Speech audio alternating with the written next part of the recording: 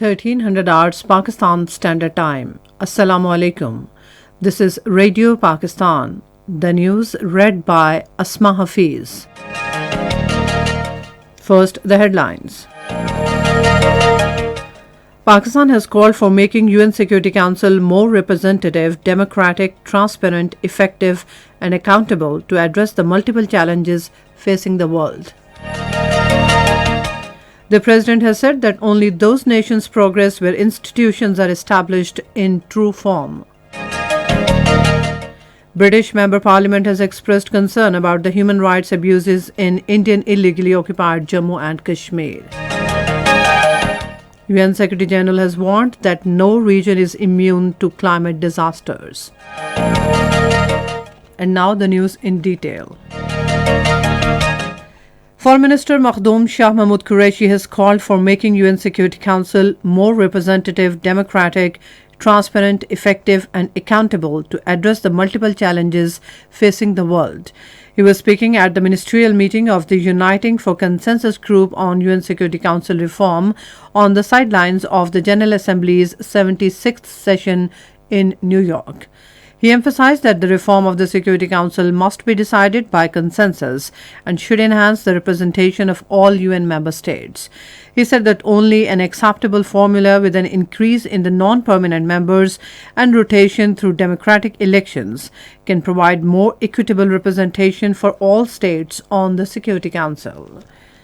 Talking to Republican Senator James Risch on the sidelines of his United Nations-related engagements in New York, Shah Mahmood Qureshi has reaffirmed Pakistan's desire for a broad-based strategic partnership with the United States that would advance the two countries' shared interests in the bilateral and regional spheres.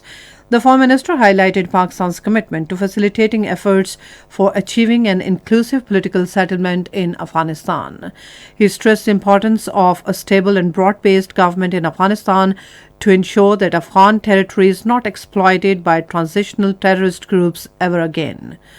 Senator Risch agreed with the Foreign Minister on the need for continued cooperation between the two countries for peace in Afghanistan.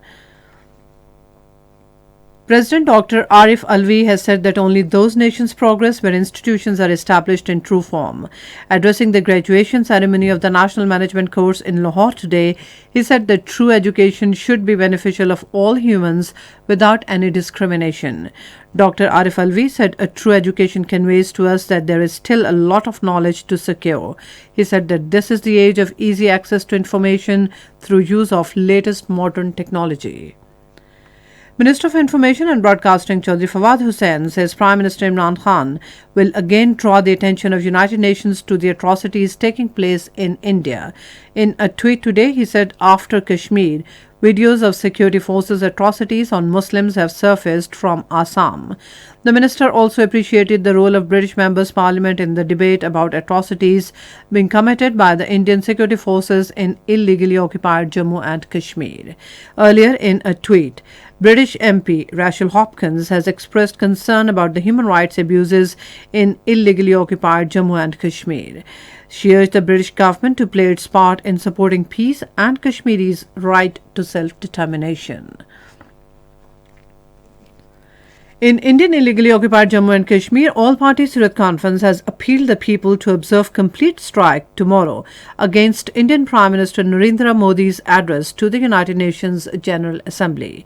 In a statement, the APHC spokesman said the Kashmiri people will send a clear message to the world through a complete strike that they do not accept India's illegal and illegitimate occupation over their motherland and they want complete freedom from it. United Nations Secretary General Antonio Guterres has warned that no region is immune to climate disasters and that our window of opportunity to prevent the worst climate impacts is rapidly closing. Speaking in a UN Security Council debate on climate and security, he urged the G20 industrialized nations to step up and drive action before the UN Climate Conference in Glasgow in early November. And now cricket. In the National T20 Cup at Pindi Cricket Stadium in Rawalpindi, 2 matches will be played today. The first match will be played between Sindh and Southern Punjab at 3 p.m, while in the second match, Baluchistan will take on Central Punjab at 7:30 p.m. And that's all from the newsroom. For more news and analysis, log on to our website radio.gov.pk and also watch live video streaming of our bulletins on the link facebook.com/Radio Pakistan News Official.